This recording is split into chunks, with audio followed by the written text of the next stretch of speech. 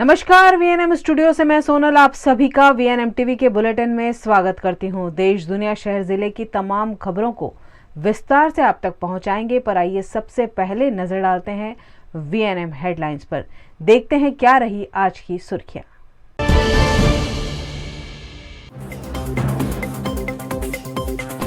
नोटबंदी को supreme court ने माना सही, 5 में से 4 जज ने किया निर्णय का फेवर।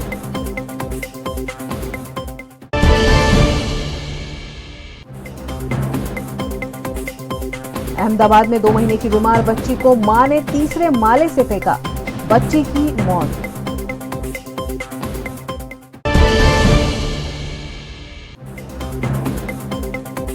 और वडोदरा में जैन समाज का विरोध प्रदर्शन, पालीताना और समेत शिखर मामले पर आवाज बुलंद।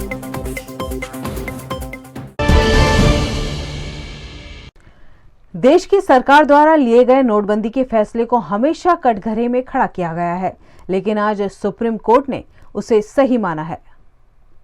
केंद्र सरकार के नोटबंदी के फैसले को सुप्रीम कोर्ट ने सही ठहराया है। 5 जजों की संविधान पीठ ने सोमवार को यह फैसला सुनाया। बेंच ने कहा कि 500 और 1000 के नोट बंद करने की प्रक्रिया में कोई गड़बड़ी नहीं हुई है।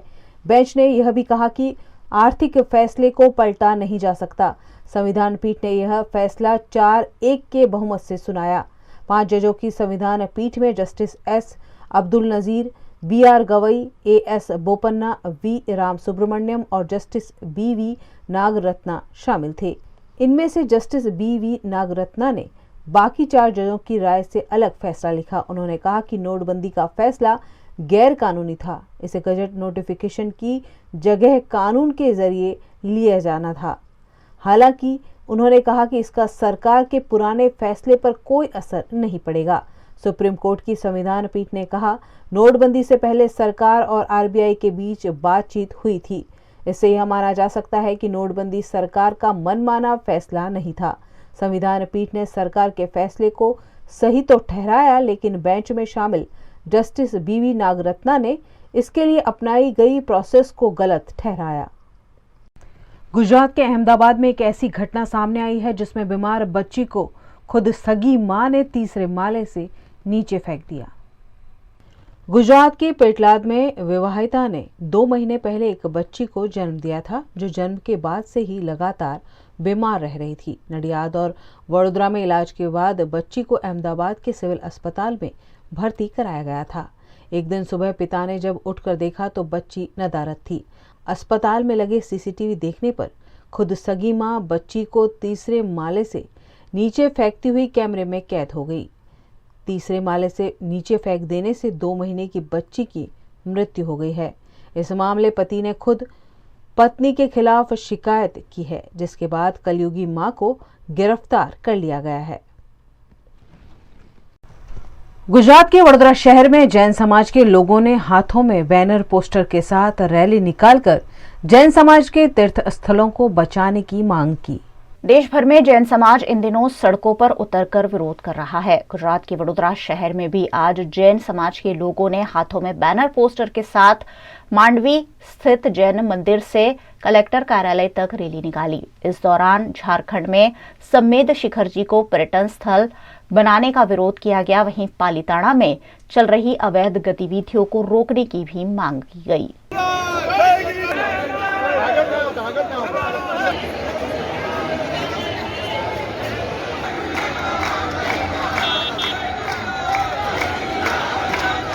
इस रैली में वडोदरा के जैन अग्रणी चिराग झवेरी, नीरज जैन समेत के समस्त वडोदरा जैन संघ के पदाधिकारियों और जैन समाज के लोगों की बड़ी संख्या में उपस्थिति रही।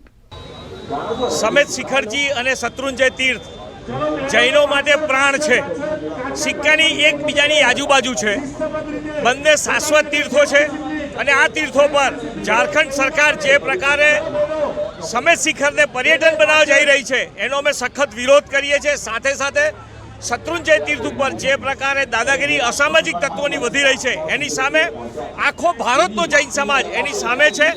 સરકાર તાત્કાલિક કાર્યવાહી કરે। જૈન સમાજની શાંતિને કોઈ પણ સરકાર, ઝારખંડની સરકાર કાયરોની શાંતિ ના સમજે। આ ક્ષમા વીરસ્ય ભૂષણમ જે વીરોની ક્ષમા છે આને ધ્યાનમાં રાખે।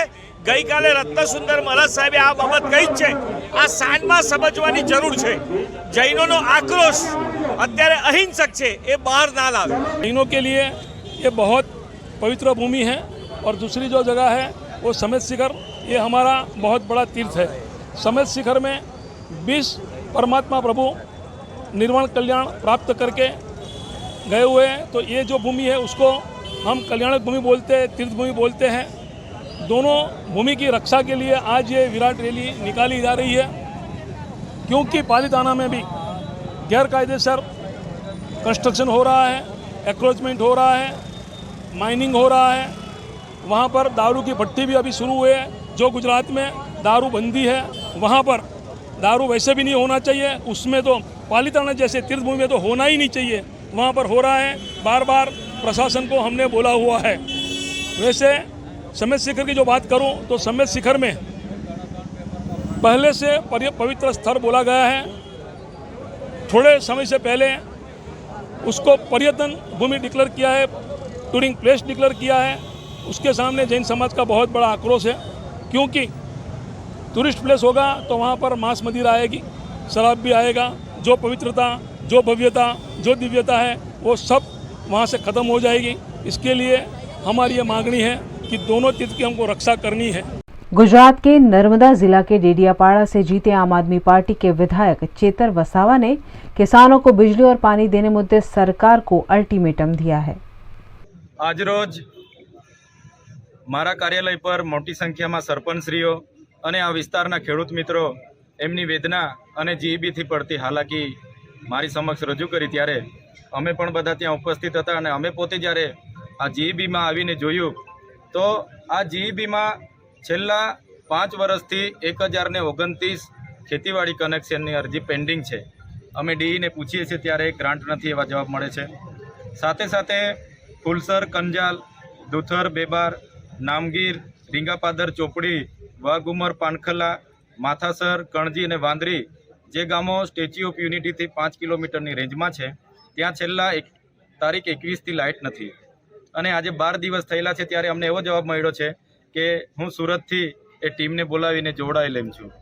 તેવી જ રીતે આ વિસ્તારમાં જ્યારે ખેતીવાડીની ટીસી જ્યારે બળી જાય છે કે કોઈ આકસ્મિક રીતે ઉડી જાય છે, ત્યારે 2-3 મહિના સુધી ખેડૂત અહીંયા ધક્કા ખાય છે, પછી બી યોગ્ય જવાબ નથી મળતો અને ઉપરથી ટીસી નથી આવી, કેબલ નથી આવ્યા, સર્વિસ વાયર નથી આવ્યા, એવા વાહિયાત જવાબો મળે છે। અને આ વિસ્તારમાં હમણાં ગયા વર્ષે સોલર મૂકી ગયેલા છે, એ સોલરમાં 200 ફૂટ સુધી મોટર લટકાવીને ગયેલા છે। આ વિસ્તાર પહાડી વિસ્તાર છે અને આ વિસ્તારમાં 300 ફૂટ, 350-400 ફૂટ પાણી આવે છે, ત્યારે આ તમામ સોલરો પણ અહીંયા નિષ્ફળ ગયેલા છે। એટલે અમે કહેવા માંગીએ છીએ કે અમારું ટ્રાઇબલનું બજેટ અબજો રૂપિયામાં આવે છે। અમારા ભારતના બંધારણની કલમ 275(1) બજેટ પણ ગયા વર્ષે 1800 કરોડ રૂપિયા હતું, તો એ બજેટ ગયું ક્યાં? કોણ લઈ ગયું એ બજેટ? તો ઘણા સબ સેન્ટરો માગણી છે। આ વિસ્તારના ડીમ લાઇટ આવે છે તો સબ સેન્ટરની પણ માગણી છે। સરપંચો 1 વર્ષથી ઠરાવ આપીને બેઠા છે, 70 બાય 70 મીટરની જમીન ફાળવીને બેઠા છે, પછી પણ એ સબ સેન્ટરો ફાળવવામાં નથી આવતા, ગ્રાન્ટ નથી એવા જવાબ મળે છે। એટલે અમે સરકારશ્રીને જે દિલ્હી અને પંજાબમાં 300 યુનિટ વીજળી મુક્ત આપવામાં આવે છે અને ખેતીવાડીને વીજળી 12 કલાક દિવસે આપવામાં આવે છે, તેવી રીતના અમે સરકારશ્રીમાં પણ પ્રોપોઝલ મૂકવાના છે અને ગુજરાતમાં પણ ઉદ્યોગોને મફતના ભાવે જે રીતના વીજળી આપવામાં આવે છે એવી જ રીતે આમ જનતાને પણ 300 યુનિટ વીજળી મફત મળે અને ખેતીવાડીની વીજળી દિવસે 12 કલાક મળે, એ અમે માગણી કરવાના છે। અને સરકારશ્રીને પણ નમ્ર અપીલ કરીએ છીએ કે એક બાજુ તમે world class statue of unity બનાવો છો, દેશના મોટા નર્મદા ડેમ જેવા અહીં ડેમ બનાવો છો અને અહીંથી નહેરોમાં પાણી તમે લઈ જાઓ છો, ત્યારે એ સ્ટેચ્યુ ઓફ યુનિટીથી 2 કિલોમીટર માથાસર, કણજી, વાંદરી, વાઘુમર, ચોપડી, કંજાલ, તો એ ગામોમાં પણ તમે વીજળી આપો અને અમને પણ અન્યાયમાંથી બહાર લાવો।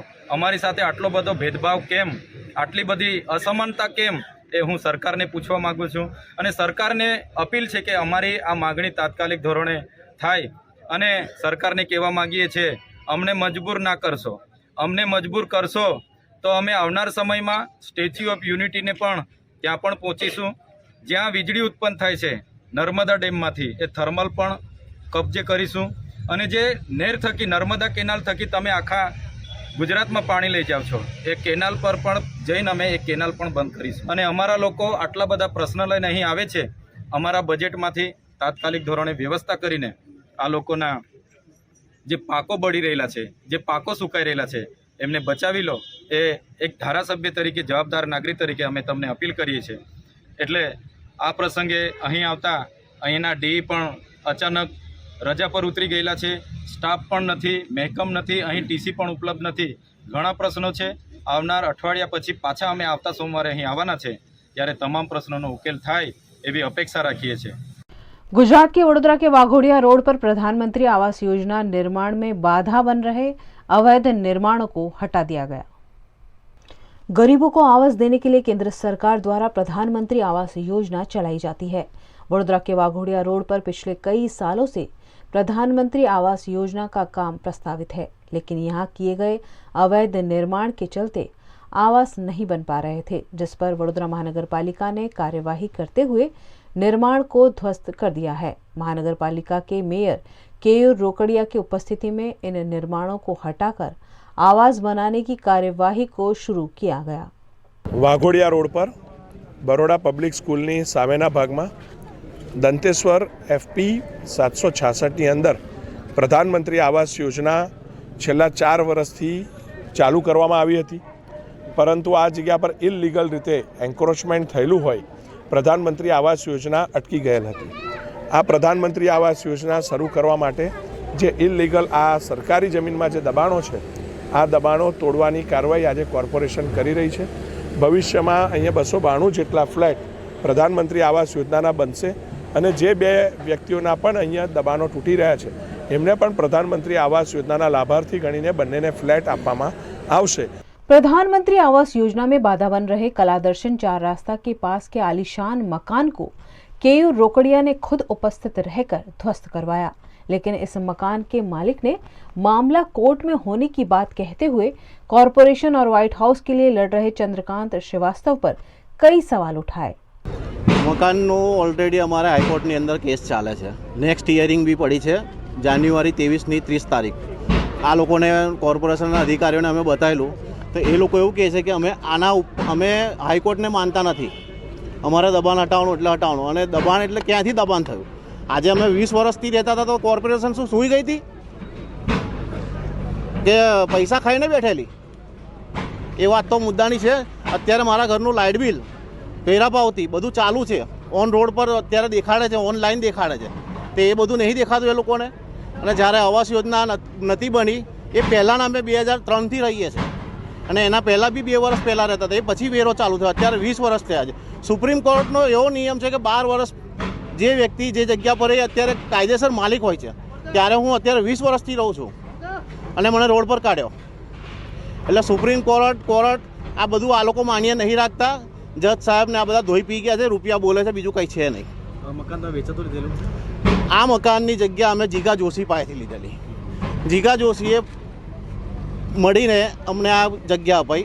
એ ટાઈમ પર એનો કોઈ પૂર્વ મંત્રી મહેસૂલ મંત્રી હતો રાજેન્દ્ર ત્રિવેદી, પ્રેમલ મોદી, આ કે XYZ કોઈ બી હોય, એ લોકોના હાથ નીચે ચાલતું હતું। 2-3 વાર નોટિસ આવી ત્યારે અમે એમને એવું કીધું કે સાહેબ આ નોટિસ આવે જાણું એ તો તમારે ગભરાવાનું નહીં, અમે બેઠા છે ને કે તમારા કાગળિયા થઈ જશે।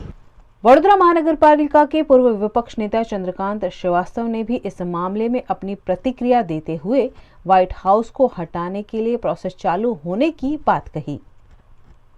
व्हाइट हाउस એટલે રેવન્યુ સર્વે નંબર 541 એના જુદા જુદા ફાઇનલ પ્લોટ મૂળ જગ્યા જોવા જઈએ તો ગોચરની જગ્યા છે ને ગોચરની જગ્યા ટ્રાન્સફર થાય નહીં। એ લડત મેં આપી રહ્યો છું, મારી લડત ચાલુ જ છે। મેં કલેક્ટરને આપ્યું, મેં પોલીસ ડિપાર્ટમેન્ટને આપ્યું, મેં બધે ઠેકાને આપીને એની પ્રક્રિયા ચાલુ છે। પણ આવી કેવી સરકાર કે જેને ખબર છે કે આ જગ્યા બી ફોર્મની અંદર કલેક્ટરની બોલતી હોય તોય છતાં કંઈ બોલી ના શકે। એટલે જે ભાઈએ નામ લીધું છે એટલે મંત્રી સંત્રીઓનો એટલો પ્રેશર છે કે અધિકારીઓને સાચી દિશામાં કામ કરવા દેતા નથી।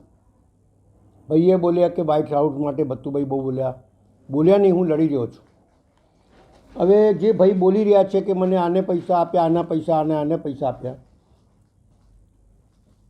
તો મારું માનવું એવું છે કે જો એ કહેતો હોય કે 20 વર્ષથી રહું છું, તો જો 20 વર્ષથી રહેતા હોય તો, અને એમને કાયદાની જોગવાઈ બતાવી, પણ એ કાયદાની જોગવાઈ ક્યાં ચાલે? એ પ્રાઇવેટ જગા હોય અથવા ફાજલ થયેલી જગા હોય એમાં આ કાયદો ચાલે. કલેક્ટરની જગ્યામાં નહીં, સરકારની જગ્યામાં નહીં. સરકારની જગ્યામાં રહેઠાણ માટે, એટલે ઝોપડપટ્ટી હોય ગરીબોની તો રહી શકે, બંગલા બાંધીને નહીં. એટલે એમના જે લોકોએ બી પૈસા લીધા હોય, જેણે બી લીધા હોય, એ નામ લેતા હોય તો એફિડેવિટ કરાવો, અને એફિડેવિટ કરાવીને મેયર અને અધિકારીઓએ ભેગા મળીને ગેરકાયદેસર તોડી. પણ હવે એના 60 લાખ કે 75 લાખ રૂપિયા ગયા હોય, એ વ્યાજ સાથે તેને પૈસા અપાવો. બીજી બાબત કે એને એ રીતનો જ બંગલો તમે લોકો અપાવો, કારણ કે 20 વર્ષથી રહેતા હોય તો તમને શું ધ્યાન આપ્યું ભાઈ? અને કોના કહેવાથી તમે તે વખતે નહીં તોડ્યું, અને કોને કહેવાથી એને જમીનો વેચી? એ તમામ બાબતો વિષય બને છે તપાસનો, અને તપાસ થવી જોઈએ. એક મહેનત કરતો માણસ, એક વ્યક્તિ કમાઈને જો रुपया गुमाई देते હોય અને घर भी गुमाई देते હોય, रुपया तो समझा पर घर भी गुमाई देते હોય. कोरोना संक्रमण में बढ़ोतरी के साथ गुजरात के वडोदरा शहर में मास्क की बिक्री में भी इजाफा हुआ है. चीन, अमेरिका जैसे कई देशों में कोरोना वायरस फिर एक बार रफ्तार पकड़ चुका है. भारत में भी अब धीरे धीरे कोरोना केस बढ़ रहे हैं. केंद्र सरकार और राज्य सरकार ने भी कोविड गाइडलाइंस के पालन का अनुरोध किया है. ऐसे में पिछले कुछ महीनों से नदारद मास्क फिर से बिकने लगे हैं. आने वाले दिनों में कोरोना वायरस का संक्रमण और भी फैल सकता है. ऐसे में अब मास्क पहनकर बचने की कवायद फिर एक बार वडोदरा के लोगों ने शुरू कर दी है. अच्छी पब्लिक आती है लेने के लिए, जो समझती है वो ले जाती है, नहीं समझती है तो आती नहीं है. अरे जो भी आदमी लेके जाता है इधर बाजू को दूसरा 2 जन तो बोलता है कि लेके जाओ तुम मास्क लेना जरूरी है और ये अपने पहनना भी जरूरी है. खबरें अभी और भी है जिन्हें लगातार आप तक पहुंचाते रहेंगे, लेकिन छोटे से अंतराल के बाद. कहीं जाइएगा नहीं, बने रहिए हमारे साथ, देखते रहिए VNM न्यूज. भारत ले रहा है इलेक्ट्रिक अंगड़ाई. क्यों ना हम साथ चले, साथ चले, साथ बढ़े, साथ बढ़े. देश मेरे, देश मेरे, देश को ले जाए नई दिशा की ओर. आपका जॉय, भारत का जॉय. ધોરણ 12 પછી કેનેડામાં ઓછામાં ઓછા બજેટમાં કઈ રીતે સ્ટડી કરી શકાય એનું સંપૂર્ણ માર્ગદર્શન મેળવવા આજે જ વિઝિટ કરો કાનન ઇન્ટરનેશનલ, જ્યાં તમને મળશે IELTS, PTE, TOEFL, GRE અને સેટના કોચિંગ સાથે કોલેજ યુનિવર્સિટીના study options, facilities like mock test, SOP, EMI, education loan, visa filing અને pre departure everything under one roof. તો આજે જ આવો Kanan international at Trident complex, racecourse road, Vadodara. વડોદરાના ઘણા વિસ્તારો જેમ કે અકોટા, માંજલપુર, અલકાપુરી, મકરપુરા વગેરે વગેરે વિસ્તારોના લોકો ચિંતામાં છે. આ ચિંતાનું કારણ છે વડોદરાના લોકોમાં વધતી ઈર્ષા. જી હા, અને આ ઈર્ષાનો સ્ત્રોત છે તરસાલી એરિયામાં આવેલ રેઝિડેન્શિયલ પ્રોજેક્ટ દર્શનમ પ્લેસ. ઘણી બધી એમ્યુનિટીઝથી ભરપૂર આ 2 અને 3 BHK પ્રોજેક્ટ બની ગયો છે નવા ઘર શોધવાવાળા લોકો માટે એક અનોખો અવસર. भारत ले रहा है इलेक्ट्रिक अंगड़ाई. क्यों ना हम साथ चले, साथ चले, साथ बढ़े, साथ बढ़े. देश मेरे, देश मेरे, देश को ले जाए नई दिशा की ओर. आपका जॉय, भारत का जॉय. गुजरात राज्य में आने वाले 5 दिनों में टेम्परेचर 1 से 2 डिग्री तक घटने से ठंड का एहसास होने की संभावना मौसम विभाग ने जताई है. अभी अगले 5 दिन में पूरे गुजरात में बारिश होने का कोई संभावना नहीं है. वेदर मोस्टली ड्राई रहेगा और टेम्परेचर देखा जाए तो minimum temperature mostly normal to above normal हो सकती है. मैक्सिमम टेम्परेचर 1 डिग्री कम होने का संभावना है, जिसकी वजह से सबको ठंड फील हो सकता है. और मिनिमम टेम्परेचर देखा जाए तो अभी जो फिलहाल जो ऑब्जर्वेशन है मिनिमम टेम्परेचर मोस्टली पूरे गुजरात स्टेट में नॉर्मल है, कहीं एक आध जगह में बिलो नॉर्मल है। अभी सबसे लोएस्ट टेम्परेचर रिकॉर्ड किया गया नलिया में 8.8 डिग्री सेल्सियस एंड अहमदाबाद का मिनिमम टेम्परेचर रिकॉर्ड किया गया 13 डिग्री सेल्सियस। अगले 4-5 दिन में 13 डिग्री से जो 14-15 डिग्री भी हो सकता है। और गांधीनगर में अभी जो रिकॉर्ड किया गया है 10.7 डिग्री सेल्सियस और आगे 1-2 डिग्री बढ़ सकता है। मोस्टली नो लार्ज चेंज में रहेगा लेकिन ट्रेंड इंक्रीजिंग में रहेगा। अगले 5 दिन में अहमदाबाद का जो मिनिमम टेम्परेचर नाइट टेम्परेचर बढ़ सकता है 1-2 डिग्री, इवन 3 डिग्री तक भी बढ़ सकता है डे 5 तक। लेकिन अगले 3-4 दिन में मोस्टली 1-8 डिग्री बढ़ सकता है, 1-2 डिग्री ज़्यादा से ज़्यादा बढ़ सकता है, उससे ज़्यादा बढ़ने का संभावना नहीं है। भारतीय समुद्री सीमा में सलाया पोर्ट के एक बड़े मालवाहक जहाज के दुर्घटनाग्रस्त होने की घटना सामने आई है। खराब मौसम की वजह से जहाज की बीच समुद्र में ही जल समाधि हो गई। गुजरात के कच्छ जिले के मुंद्रा पोर्ट से जिबूती बंदरगाह में 800 टन चीनी लेकर निकला जहाज खराब मौसम का शिकार हो गया। देवभूमि द्वारका जिले के जाम खंबालिया का निगाहे करम नाम का जहाज चीनी को लादकर 27 दिसंबर को अफ्रीकी देश जिबूती के लिए निकला, लेकिन जहाज ने जैसे ही भारतीय समुद्री सीमा को छोड़ा और आगे बढ़ा वैसे ही जहाज खराब मौसम में फंस गया।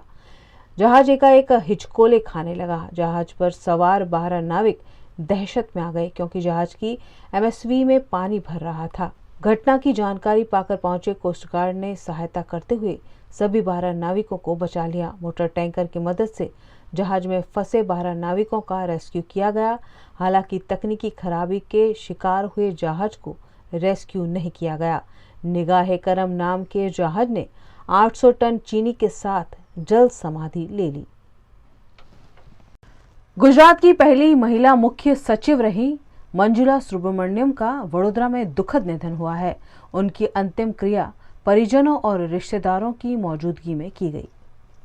गुजरात की पहली महिला मुख्य सचिव मंजुला सुब्रमण्यम का स्वास्थ्य संबंधी परेशानियों के चलते रविवार को वडोदरा के एक अस्पताल में निधन हो गया। आज परिजनों द्वारा उनकी अंतिम क्रिया की गई। वडोदरा के जिलाधिकारी AB गौर ने इस पर बताया कि वो 1972 बैच की भारतीय प्रशासनिक सेवा की अधिकारी थी।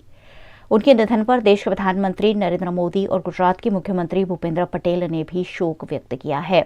उन्होंने गुजरात के मुख्यमंत्री के रूप में मोदी के कार्यकाल के दौरान राज्य के मुख्य सचिव पद पर कार्य किया था और वे 2008 में रिटायर्ड हुई थी।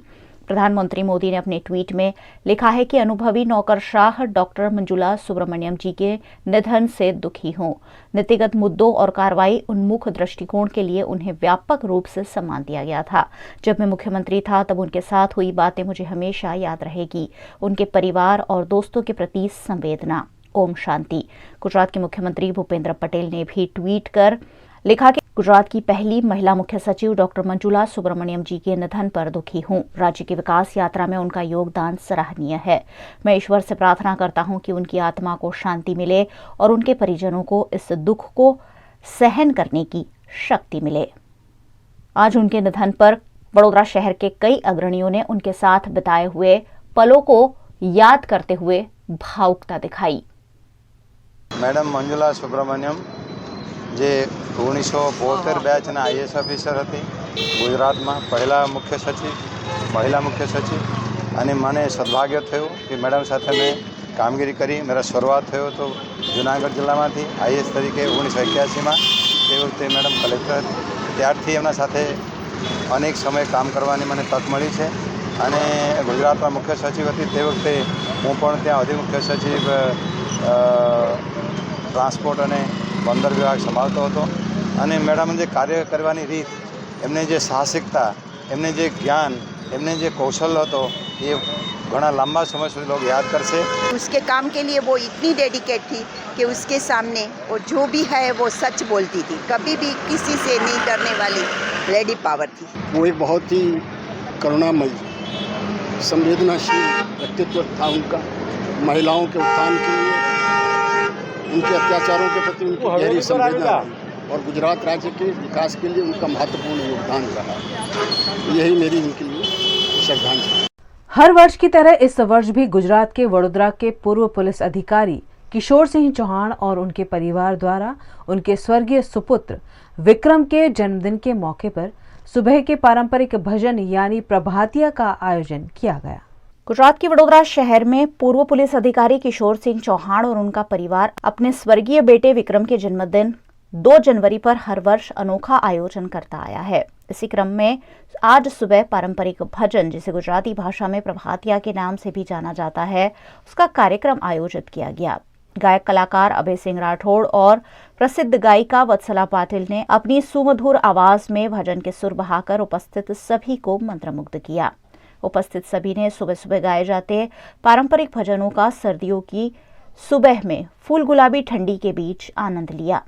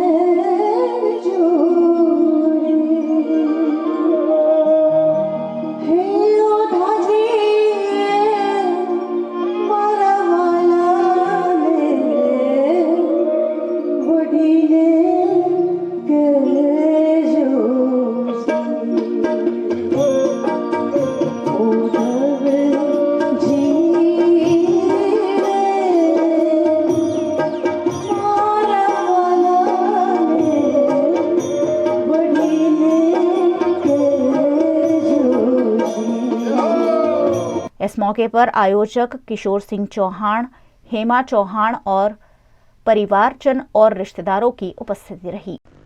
गुजरात के सूरत के जाने माने बिल्डर्स ग्रुप राजहंस के खिलाफ सीबीआई ने करोड़ों की ठगी का मामला दर्ज कराया है। गुजरात के सूरत में जाने माने राजहंस बिल्डर्स ग्रुप ने बैंक ऑफ बड़ौदा के साथ करोड़ों की ठगी की है। राजहंस ग्रुप ने बैंक ऑफ बड़ौदा से 84.95 करोड़ की लोन ली थी। उसमें से सिर्फ 5 करोड़ के लोन की भरपाई की गई है। बैंक ऑफ बड़ौदा की 76 करोड़ की लोन अभी भी बकाया है। इस धोखाधड़ी की शिकायत सीबीआई में की गई है। राजहंस ग्रुप के संजय मोवलिया, मनोज मोवलिया, मितेश मोवलिया, सोहिल मांडणका समेत के कई लोगों के खिलाफ शिकायत दर्ज की गई है। 2020 में भी बैंक द्वारा बिल्डर ग्रुप को नोटिस दी गई थी, लेकिन लोन भरपाई नहीं होने से अब कलेक्टर ने कानूनी कार्यवाही की शुरुआत की है। खबरें अभी और भी हैं जिन्हें लगातार आप तक पहुंचाते रहेंगे, लेकिन छोटे से अंतराल के बाद कहीं जाइएगा नहीं, बने रहिए हमारे साथ, देखते रहिए VNM न्यूज।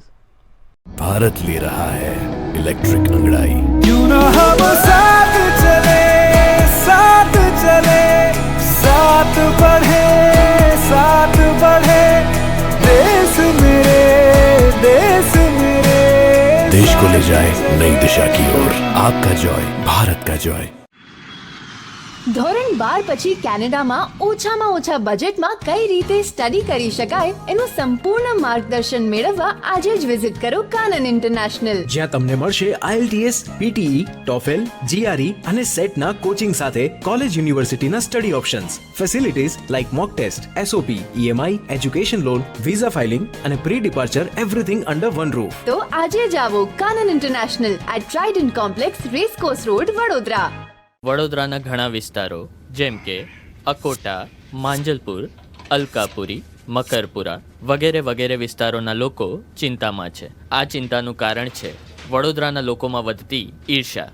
જી હા, અને આ ઈર્ષાનો સ્ત્રોત છે તરસાલી એરિયામાં આવેલ રેઝિડેન્શિયલ પ્રોજેક્ટ દર્શનમ પ્લેસ।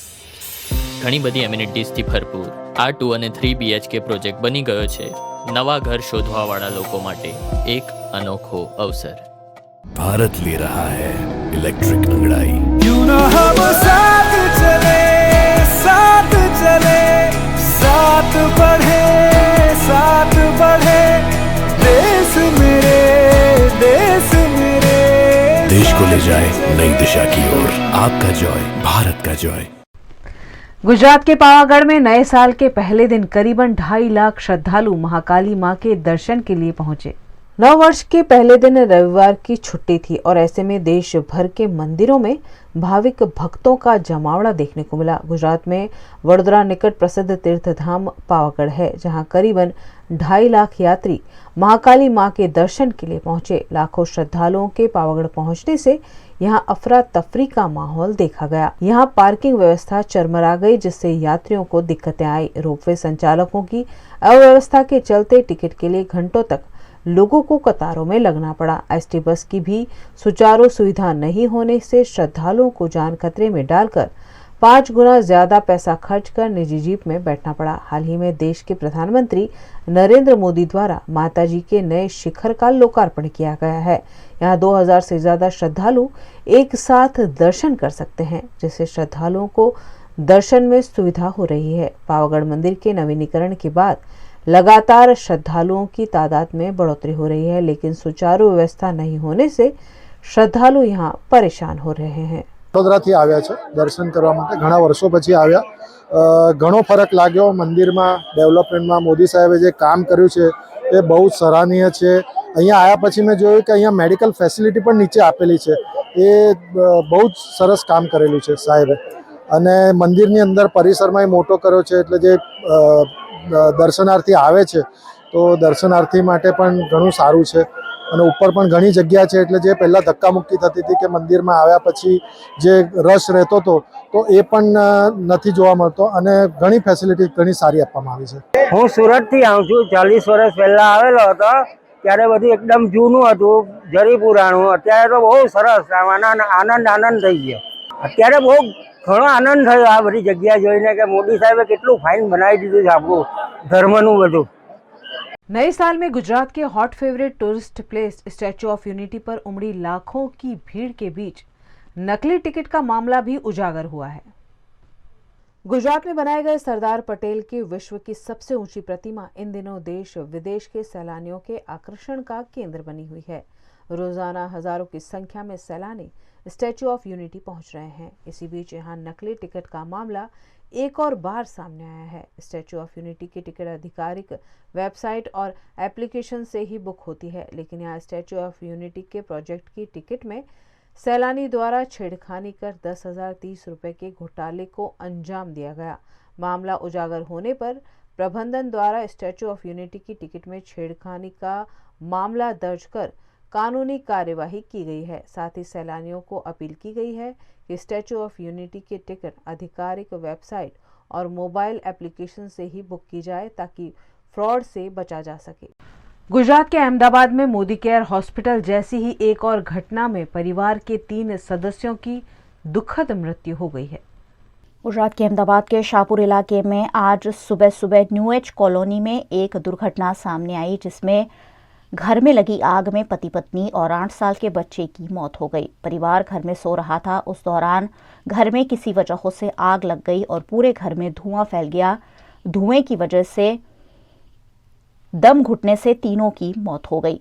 घर में धुआं देखकर अगल बगल के लोगों ने फायर ब्रिगेड को मामले की जानकारी दी। दमकल विभाग ने मौके पर पहुंचकर आग पर तो काबू पा लिया, लेकिन इस दौरान पति पत्नी और 8 साल के बच्चे का शव भी बरामद किया है। इस मामले शाहपुर पुलिस ने मौके पर पहुंचकर आगे की जांच शुरू की है।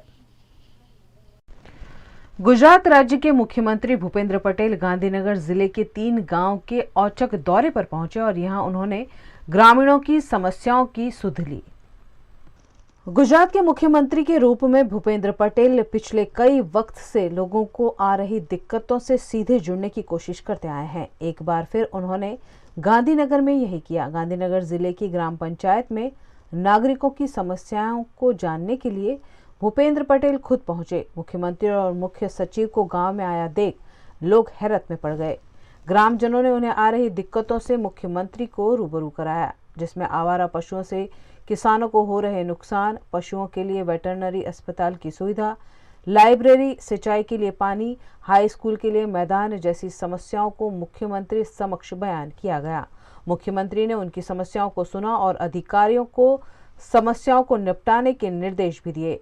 इस दौरान उनके साथ मुख्य सचिव पंकज कुमार, जिला विकास अधिकारी सुरभि गौतम, प्रांत अधिकारी और मामलतदार मौजूद रहे। उन्होंने गांधीनगर जिला के मानसा तालुका के बापूपुरा, वढासण और विहार गांव का दौरा करते हुए गांव के बुजुर्ग, युवाओं, शिक्षकों और महिलाओं के साथ बातचीत कर समस्याओं को जाना। गुजरात के वडोदरा के एमएस यूनिवर्सिटी की बीए थर्ड सेमेस्टर की 7 जनवरी को शुरू होने वाली परीक्षा का एएसयू ग्रुप द्वारा विरोध किया गया। वडोदरा के एमएस यूनिवर्सिटी के आर्ट्स फैकल्टी में ली जा रही बीए थर्ड सेमेस्टर की परीक्षा पर एएसयू ग्रुप ने आपत्ति जताई है। 7 जनवरी से शुरू होने वाली परीक्षा में 300 से ज्यादा छात्रों का फीस पेमेंट बाकी है। ऐसे में एएसयू द्वारा परीक्षा की तारीख पोस्टपोन करने की मांग की जा रही है। बात की जाए आर्ट्स फैकल्टी की मैनेजमेंट की, तो सेमेस्टर 3 का एग्ज़ाम जो कि 7 तारीख से होने वाला बीए सेमेस्टर 3 की, फर्स्ट ईयर में जो स्टूडेंट 1268 स्टूडेंट थे और सेकेंड ईयर में सिर्फ एलिजिबल हुए हैं 839 स्टूडेंट। तो जो ये 400 का डिजिट है, ये स्टूडेंट कहाँ गए?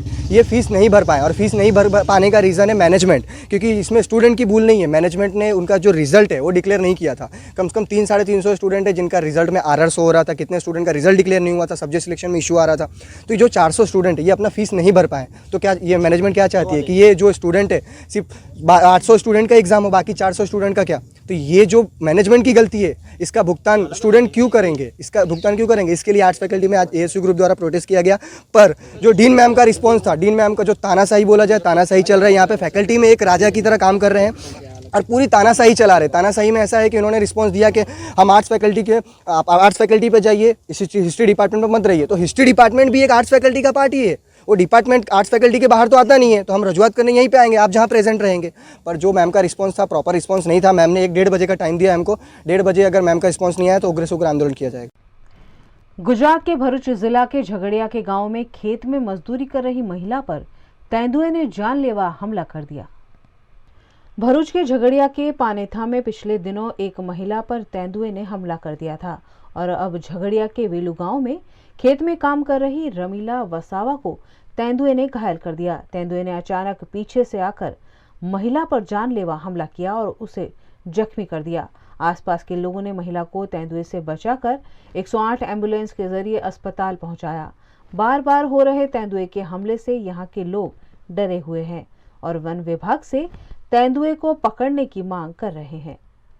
वेलू गामनी अंदर आज रोज तारीख 2/1/2023 रोज कंचनभाई माछीना खेतरनी अंदर कपास वणवा गया था। रमीलाबेन अमरसिंहभाई वसावाने पाछळथी દીપડાએ હુમલો કરતા એમને જે જાંગે અને પાછલા ભાગે જે ગંભીર ઈજાઓ પહોંચી છે, આ બાબત પર અમે આરએફઓને 2 દિવસ આગળ જાણ કરી હતી, હમણાં બી જાણ કરી, આરએફઓ કોઈ જાતના એક્શન મૂડમાં આવતી નથી। જેથી કરીને જો 2 દિવસમાં જો આરએફઓ વાળા જો આ દીપડાને પકડે નહીં તો અમે ઉગ્ર આંદોलन કરવાની અમે ચમકી ઉચ્ચારીએ છીએ અને ઝઘડિયા ભૂખ હડતાલ પર આરએફઓ ઓફિસ પર અમે બેસીશું ગ્રામજનો દ્વારા। गुजरात के राजकोट जिले के कई इलाकों में बार बार शेरों का सैर सपाटा सामने आ ही जाता है। ऐसे में इन इलाकों को लायन टेरिटरी घोषित करने की कवायद शुरू की गई है। ગીરની બહાર તો સિંહ નીકળવા માંડ્યા લગભગ 80ના દાયકામાં। ગિરનારના વસ્તી ગણતરી થઈ ત્યારે ગિરનારમાં 85માં આવ્યા હતા ને ત્યાર પછી જેમ જેમ પ્રોટેક્શન વધતું ગયું એમ હર્બીવર્સ પણ વધતા ગયા। જે લાયનનો પ્રે બેઝ છે એ પણ જંગલની બહાર જવા માંડ્યા અને ત્યારે એની પાછળ સિંહ પણ જવા માંડ્યા। અને હવે પરિસ્થિતિ એવી છે કે આપણી પાસે જેટલા સિંહ છે, છેલ્લી ગણતરીમાં 674 સિંહ હતા 2020માં। એમાંથી લગભગ 50% છે એ પ્રોટેક્ટેડ એરિયા એટલે સેન્ચુરી અને નેશનલ પાર્કની બહારના વિસ્તારમાં રહે છે, જેને આપણે ગ્રેટર ગીર કહીએ છીએ। અને આ ટોટલ વિસ્તાર લગભગ 30,000 સ્ક્વેર કિલોમીટર છે। ગોંડલ, જેતપુર આજુબાજુ પણ હમણાં વધારે આવવા માંડ્યા, પણ લગભગ 20-22 વર્ષ પહેલાં પણ એક સિંહણના બચ્ચા સાથે ગોંડલ આવી ગઈ હતી વીડીમાં, અને એ ધારી બાજુથી આવેલી હતી। ત્યાર પછી રેગ્યુલર જેતપુરને એની આજુબાજુ સિંહ તો રહે જ છે। એનો અર્થ એ કે સિંહને માફક આવે એવું ત્યાં વાતાવરણ છે, હેબિટાટ છે અને પ્રે બેઝ પણ છે। અને વાઇલ્ડ બોર, નીલગાય એ બધા શિકાર મળી રહે છે, રખડતા માલઢોર મળી રહે છે। અને સિંહની એક એનો સ્વભાવ એવો છે કે એને જો સેફટી મળે, ફૂડ મળે તો માણસને કંઈ એ હેરાન નથી કરતો। અને માણસને પણ સિંહને જોઈને એક એવું એનું વ્યક્તિત્વ હોય છે કે એને જોઈને પ્રેમ જ આવે, એક રાજા જેવું વ્યક્તિત્વ છે, એટલે લોકો પણ એને સ્વીકારી લીધા છે અને જ્યાં જ્યાં લોકો એને એક્સેપ્ટ કરેલા છે ત્યાં ધીરે ધીરે સેટલ થતા જાય છે. એટલે ગીરની આજુબાજુમાં લગભગ 6 એના પરમેનન્ટ હોમ તો બની જ ગયા છે जुदी जुदी जगह। गुजरात के वडोदरा शहर के एमएस यूनिवर्सिटी की फैकल्टी ऑफ फार्मेसी में एक सप्ताह की कार्यशाला का आज से शुभारंभ हुआ है। गुजरात के वडोदरा शहर में विश्व प्रसिद्ध एमएस यूनिवर्सिटी है। एमएस यूनिवर्सिटी की फैकल्टी ऑफ फार्मेसी में CERS और DST द्वारा कार्यशाला का आयोजन किया गया है, जिसमें advance in all based tools for drug discovery and development पर विशेषज्ञों द्वारा विचार विमर्श किया जा रहा है। वडोदरा के एमएस यूनिवर्सिटी के दीप ऑडिटोरियम में आयोजित इस कार्यक्रम में जायडस ग्रुप के chairman doctor Ajay Ranka, Kashiv biosciences के senior vice president doctor Parv Purohit और फैकल्टी के पदाधिकारियों, प्रोफेसर और छात्रों की उपस्थिति रही। आज हमारे faculty of pharmacy the Maharaja Sayajirao university of Baroda ने एक हाई एंड वर्कशॉप कार्यशाला का आयोजन किया है। इसको सर्ब DST ने स्पॉन्सर किया है। हमारे डिपार्टमेंट के असिस्टेंट प्रोफेसर प्रशांत मुरुमकर को इसके लिए 4 लाख की ग्रांट मिली है और ये आर्टिफिशियल इंटेलिजेंस के जो एप्लीकेशंस है इन ड्रग डिस्कवरी एंड डेवलपमेंट, उसके लिए स्पेसिफिकली ये कार्यशाला का आयोजन किया गया है। इसमें पूरे इंडिया से सिर्फ PhD स्कॉलर्स और रिसर्चर्स को ही आमंत्रित किया गया है और उसमें भी रेप्यूटेड इंडस्ट्रीज़ और इंस्टीट्यूशंस जैसे कि CSIR है, IITs है, ICMR है, ऐसी और सेंट्रल यूनिवर्सिटीज़ है, ऐसी नामांकित यूनिवर्सिटीज़ और इंस्टीट्यूशंस में से एप्लीकेशंस मंगवाई गई थी और सिर्फ 20 चुनिंदा रिसर्चर्स को ही हमने इसमें पार्टिसिपेट करने का मौका दिया है। अभी ये 1 वीक तक चलेगा, 2 से 8 जनवरी तक, और उसमें पूरे देश से इंडस्ट्री और एकेडमिक से संशोधन करता और एक्सपर्ट्स आएंगे। इनको लेक्चर्स और एक्सपेरिमेंटेशन और प्रैक्टिकल्स के ज़रिए इनको इसका सब ट्रेनिंग देंगे। ये जो प्रोग्राम है ये सर्ब DST स्पॉन्सर्ड 1 वीक का प्रोग्राम है और ये जो है ये गवर्नमेंट ऑफ इंडिया के department of science and technology के अंडर एक एक्सेलेंट विज्ञान करके एक स्कीम है।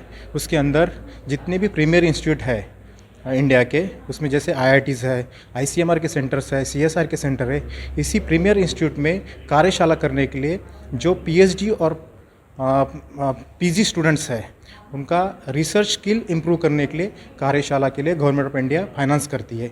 और हमारे लिए गर्व की बात है कि महाराजा सयाजीराव यूनिवर्सिटी ऑफ बड़ौदा, उसमें फैकल्टी ऑफ फार्मेसी को ये फंड मिला है ऑर्गेनाइज करने के लिए।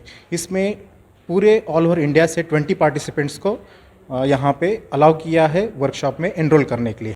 गुजरात के भावनगर के पालीताना में एक शादी समारोह में खाना खाने के बाद 300 से ज्यादा लोग बीमार हो गए हैं।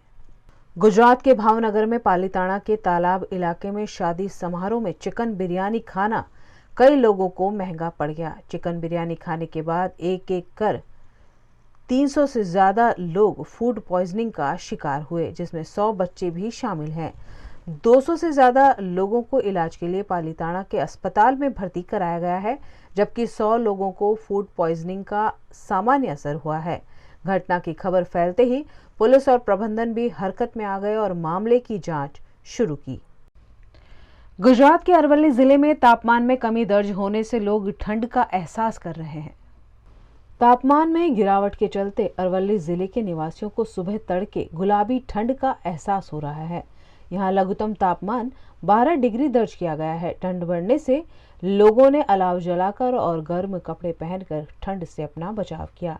ठंड का मजा लेने मॉर्निंग वॉकर्स की तादाद में भी बढ़ोतरी हुई है। बढ़ती ठंड के चलते सर्दियों की फसल भी अच्छी होने के आसार नजर आ रहे हैं। हम सब ने अपने परिजनों, दोस्तों और रिश्तेदारों के साथ नया साल मनाया। वहीं देश के जवानों ने आपस में ही नया साल मनाते हुए अपनी अपनी भाषा में नए साल की शुभकामनाएं भी दी। देश विदेश में इन दिनों नया साल मनाया जा रहा है। नए साल का जश्न पूरे विश्व में जमकर मनाएगा, लेकिन सीमा पर तैनात जवानों का क्या, जो परिवार से दूर रहकर दिन रात देश की सुरक्षा में डटे हुए हैं। कड़ाके की ठंड, भीषण गर्मी या बरसती बारिश, सभी मौसम में यह जवान अपने काम में जुटे रहते हैं। बॉर्डर पर किसी भी तरह की अवैध गतिविधियां ना हो, इसके लिए कच्छ में नमक के रेगिस्तान में सैकड़ों जवान मुस्तैद हैं। भारत के अलग अलग राज्यों के बीएसएफ में भर्ती जवान यहाँ दिन रात अपनी ड्यूटी करते हैं। कई बार इन जवानों को अपने परिवार के साथ संपर्क करने का मौका महीनों तक नहीं मिलता। ऐसे में इन जवानों ने आपस में मिलकर नया साल मनाया और अपनी अपनी भाषाओं में एक दूसरे को शुभकामनाएं भी दी। जय हिंद। सीमा सुरक्षा बल के परिवार की तरफ से पूरा भारतवासियों ने मोगली बधाई साहब ಗಡಿ ಭದ್ರತಾ ಪಡೆಯ ಪರಿವಾರದ ವತಿಯಿಂದ ತಮ್ಮೆಲ್ಲರಿಗೂ ಹೊಸ ವರ್ಷದ ಶುಭಾಶಯಗಳು। जय हिंद। सीमा सुरक्षा बल परिवार तरफ থেকে समस्त देशवासियों नतून বছরের অনেক অনেক শুভেচ্ছা। जय हिंद। அனைவருக்கும் வணக்கம்। இந்திய எல்லை பாதுகாப்பு படை சார்பாக அனைத்து இந்திய மக்களுக்கும் இனிய ஆங்கில புத்தாண்டு நல்வாழ்த்துக்கள்। जय हिंद। सीमा सुरक्षा बलच्या परिवारातर्फे समस्त देशवासियांना नवीन वर्षाच्या लाख लाख शुभेच्छा। सुरक्षा बल तरफથી तमाम लोकांनो नवा વર્ષની શુભકામનાઓ। जय हिंद। मध्य प्रदेश के मंदसौर में 19 साल भारतीय सेना में देश की सेवा कर वापस लौटे आर्मी जवान का गर्मजोशी से स्वागत किया गया।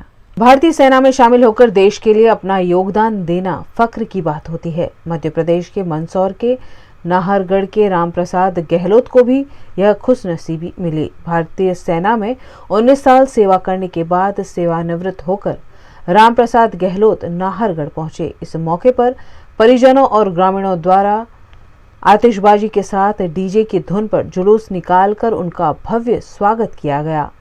इस दौरान जगह जगह सैनिक पर पुष्प वर्षा कर उन्हें श्रीफल देते हुए साफा बांधकर उनका सम्मान किया गया। 19 साल के सेवा काल में रामप्रसाद गहलोत ने देश के अलग अलग राज्यों में अपनी सेवाएं दी और उनकी सेवाओं के बदले आज ग्रामजनों द्वारा उनका आभार प्रकट किया गया। इस मौके पर सेवानिवृत्त सैनिक श्री रामप्रसाद गहलोत ने कहा कि यदि जरूरत पड़ी तो वह पुनः सीमा पर जाकर देश की सेवा के लिए तैयार हैं।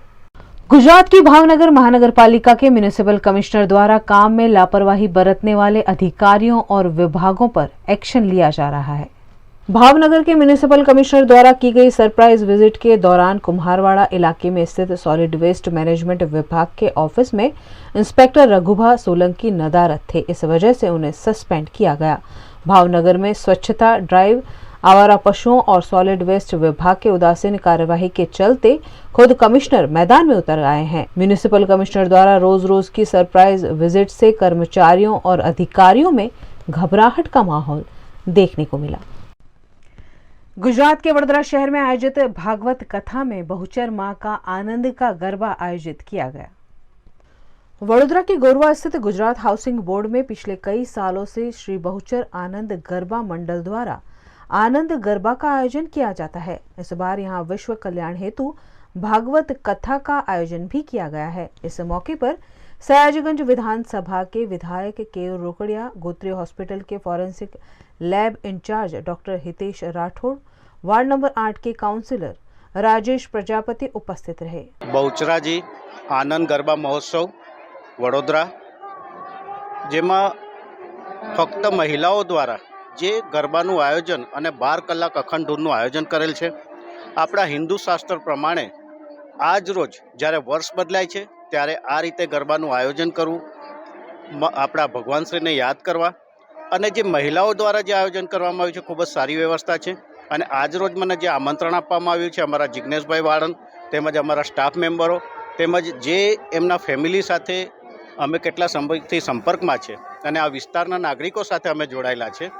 2 વર્ષથી કંઈ આ પ્રોગ્રામ કર્યો નહોતો, કોરોનાના હિસાબે બધું બંધ રહ્યું તો અમે જે ભંડોળ ભેગું કરીએ છીએ આનંદ ગરબા કરીને એના થકી આ અમારું હાઉસિંગ બોર્ડમાં આજે 12 કલાકની ધૂન અને 7 દિવસની ભાગવતની સપ્તાહ હતી।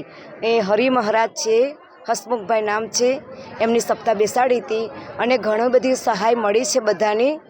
અમારા જીગાભાઈ છે, અહીંના દીપકભાઈ છે, સંજયભાઈ છે, આ બધાની સહાય મળી છે અને એ દ્વારા અમે આટલું આયોજન અમે એકલા તો ના કરી શકીએ પણ બધાના સપોર્ટથી આટલું અમે કર્યું. VNM टीवी की खबरें अब आप YouTube, Facebook, Instagram के अलावा OTT प्लेटफॉर्म्स पर भी लाइव देख सकते हैं. डेली हंट, जियो टीवी, वोडाफोन टीवी पर 24 घंटे VNM टीवी आपके लिए उपलब्ध है. तो देखते रहिए VNM टीवी. न्यूज़ रूम से आज के लिए बस इतना ही. देश, दुनिया, शहर, जिले की तमाम खबरों को लेकर हम कल फिर हाजिर होंगे. तब तक के लिए हमें दीजिए इजाज़त. नमस्कार.